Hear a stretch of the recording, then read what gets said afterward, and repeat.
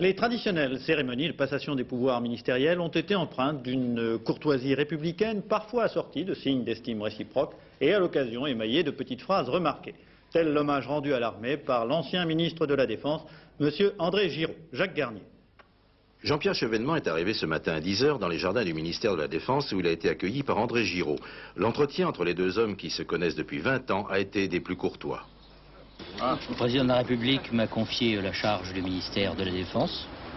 C'est pour moi un grand honneur, comme patriote, d'assumer cette haute responsabilité. Je voudrais aussi exprimer tous mes vœux aux armées françaises, surtout à un moment où certains ont l'air de vouloir éventuellement porter atteinte à leur honneur.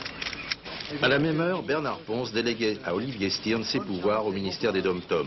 Pour ce dernier, c'est un retour aux sources. Je connais bien sûr la Nouvelle-Calédonie pour y être allé bien souvent. Je connais, je crois, pratiquement tous les responsables.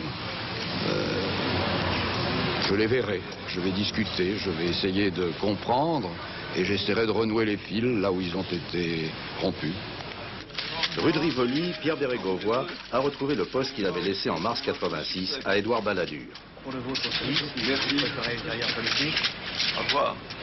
Notre entretien a été comme d'habitude très courtois.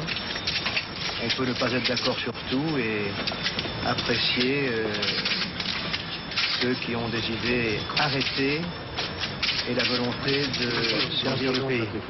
Pierre Arpajange et Albin Chalandon ne partagent pas les mêmes convictions. Les deux hommes ont chacun leur idée en matière de justice. François Léotard et Jack Lang sont eux aussi aux antipodes. Ce dernier est revenu rue de Valois cet après-midi en compagnie de Catherine Tasca, la résistante de la CNCL. François Léotard, lui, quitte à regret son ministère. J'ai fait ce que j'avais à faire avec beaucoup de passion. Je suis beaucoup passionné pour cette tâche.